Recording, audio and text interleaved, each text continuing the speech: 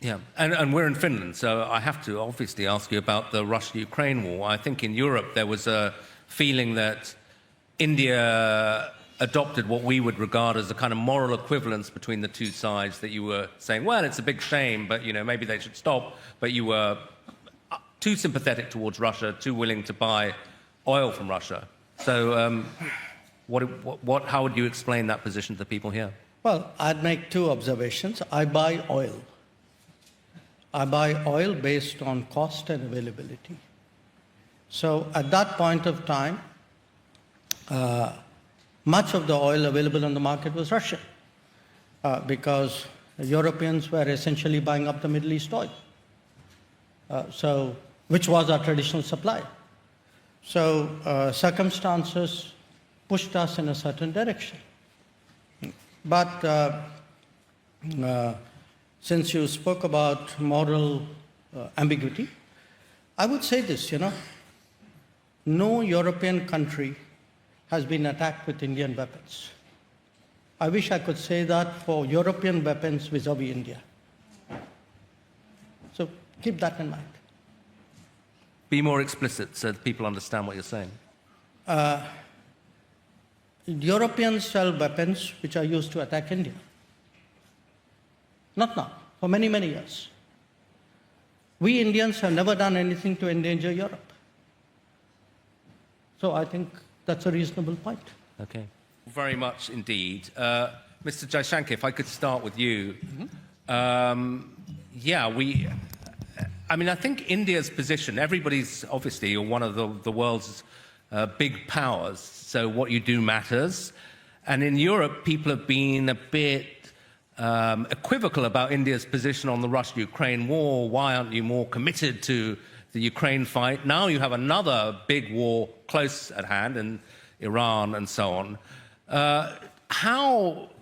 Explain to the audience here, you're sitting in Delhi, how do you see the challenges posed by those two conflicts and India's national interests and how you're trying to steer them? Mostly countries are committed to wars they fight and are equivocal about ones which they observe, as a general proposition. Yeah.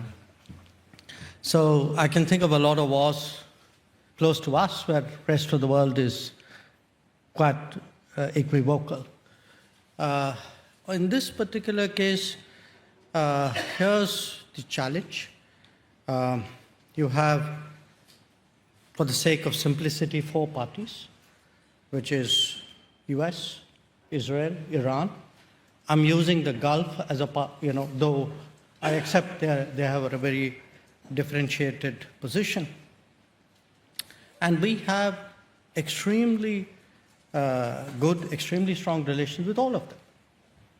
So when you have then that situation, clearly your response... So to clarify, that includes Iran. You regard yourself as having good, strong relations with Iran? Yes, we have good relations, very substantial relations with Iran. Yeah. Now, I'm not saying the same. I'm not saying the four relationships are of the same quality. I mean, for example, clearly where the Gulf is concerned, we have 10 million Indians living in the Gulf. The largest number of Indian nationals who live outside India are actually in the UAE. Right. The Gulf countries are our primary energy suppliers. Many of them would be among our top 10 trading partners. I mean, if I use UAE as an example, you have a big community, huge trade, significant energy relationship, and in fact, much more than that, close defense and security relationship as well. So the challenge is in a quadrilateral situation where you have equities, arguably of a different order in each account.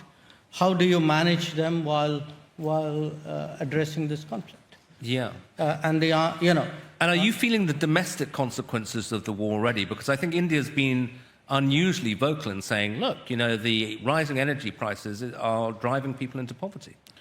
Yes, because, when you are a low income or a low middle income country, then as indeed happened after the Ukraine war as well, an increase in energy prices hits a low income country much more than it does a middle income or a high income country. And are you just stuck in the role of kind of frustrated observer, or is there much you can do to try to help? Well, I think at this time, much of the world is stuck in the position of a frustrated observer. But a lot of countries are trying to do what they can in this situation. Yeah. So it's not for want of trying. I mean, I'm talking about us alone, but I think, certainly there are not that many countries who would have relations, decent relations with all the parties involved. So clearly we've sort of reasoned with the countries, we've been in touch with them. We hope very much that the US-Iran negotiation leads to an early outcome. Yeah. And the continuation of the fighting is creating problems.